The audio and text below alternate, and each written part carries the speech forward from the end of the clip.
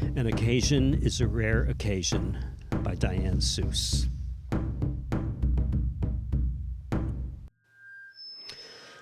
An occasion is a rare occasion, rare as a bloodbath in a barn.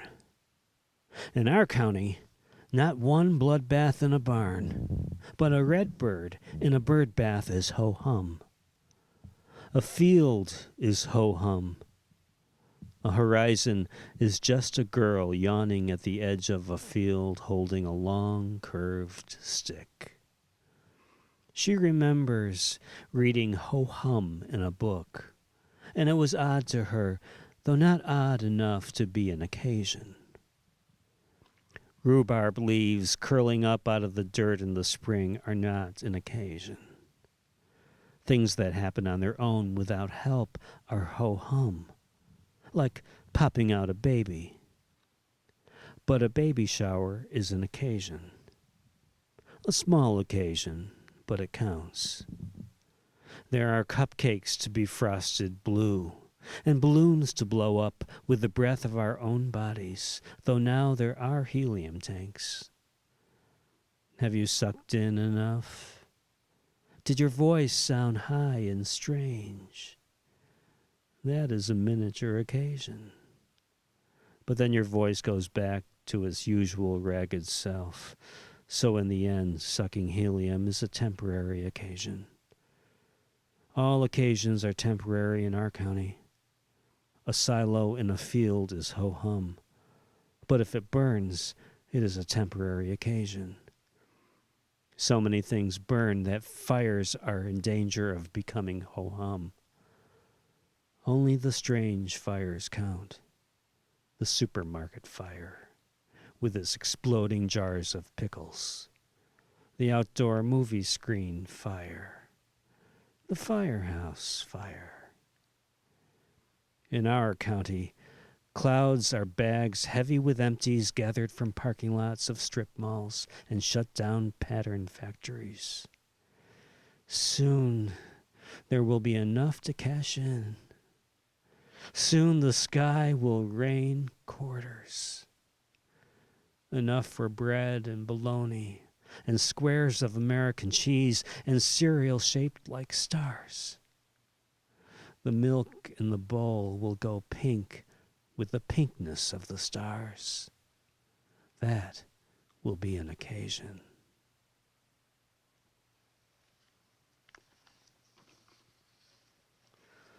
I Went Downtown and Went Down by Diane Seuss. I went downtown and went down on the we buy gold guy. I have a thing for debauched hucksters in ape costumes. Before that, I loved the girl who holds the sign outside Little Caesars advertising the 2-for-1 pizza deal. Tragic life in long tresses. She was ghostly the way she beckoned to oncoming traffic. Then the birthday clown. Nothing worse than jamming a rubber nose over your nose for a paycheck. Myself, I've been a fetish shop cashier, a fudge worker in vacation land. Played Spidora in the haunted house, my head sticking out of the poison gland of the tarantula suit.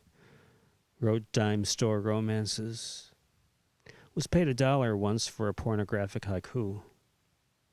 Waxed the big slide. Windexed the jukebox glass. Supervised the shooting gallery. Toilet worker at the sugar factory, which once involved scooping a wedding ring out of the loo. The best was cleaning splooge off the walls in the peep show gallery and laundering Trixie's thong. Some of us claw our way to the bottom, transcend downward. There at the hub of the drain we swirl.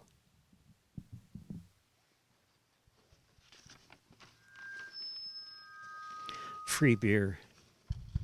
A footnote.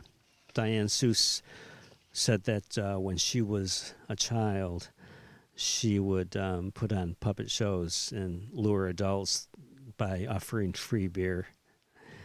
She said we didn't have money for beer or puppets, but it was a form of imagining. And she wasn't lying, and that imagining was a form of hope. Free beer by Diane Seuss. I'm the one who can hold a mouthful of salt. Bring him here.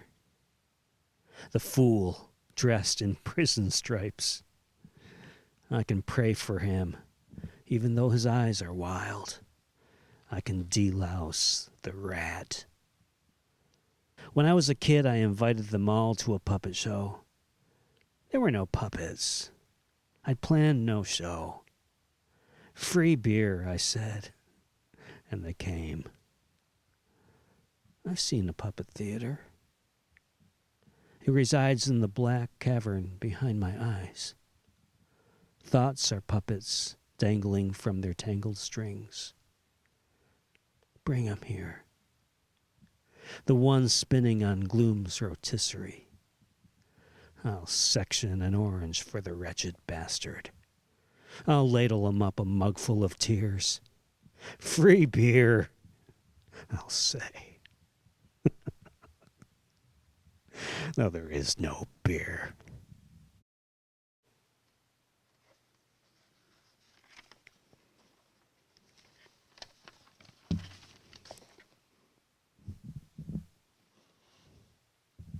Laundromat Hit by Tornado by Diane Seuss.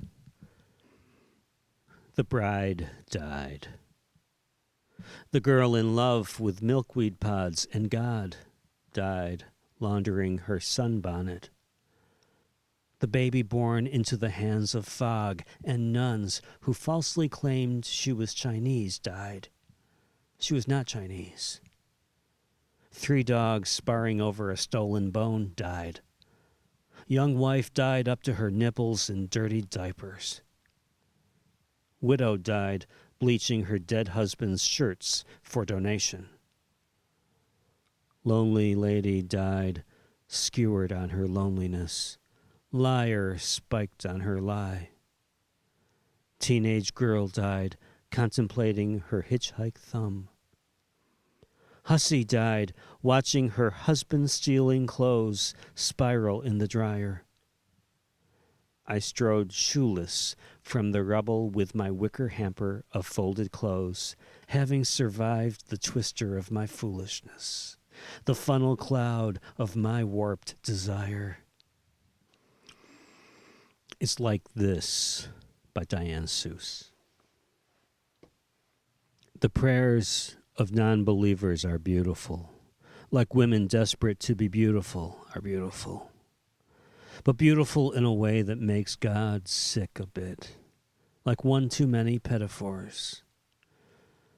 God's also turned off by the prayers of believers. They're sweaty and overwrought, not like stalkers, but like window peekers who tend toward introversion and stuttering. Did you know that? I once cured a window peeker by setting him up with some speech therapy. God doesn't even go that far. God's thing is, go ahead and set up your own speech therapy. God doesn't like crowds or cuddling and hates gifts, which end up stranding the recipient in the desert of endless gratitude. Begging God doesn't work. I know begging doesn't work. If it worked, I wouldn't be so sad. In fact, if you beg, you're sunk. Ask Gerard Manley Hopkins. Ask Skinny Neck Vessel, one of those fat guys on whom bullies hung a fatal nickname. I tried doing some research on the surname Neck Vessel, but all I got was info on carotid artery disease. How would you like to be Skinny Neck Vessel? Even for a day. A guy who had to enter the door of his own house sideways. A guy so fat that his only comfort was 3 TV dinners and a Mrs. Smith's Dutch apple pie. God's point of view is that being God is a lot like being skinny neck vessel. That is really large and really uncomfortable and filled with bitterness and filled with pie. Not to mention that skinny neck vessel was shot and killed for cheating at cards in Milwaukee, Wisconsin. Huge and far from home and right between the eyes. That's God's point of view.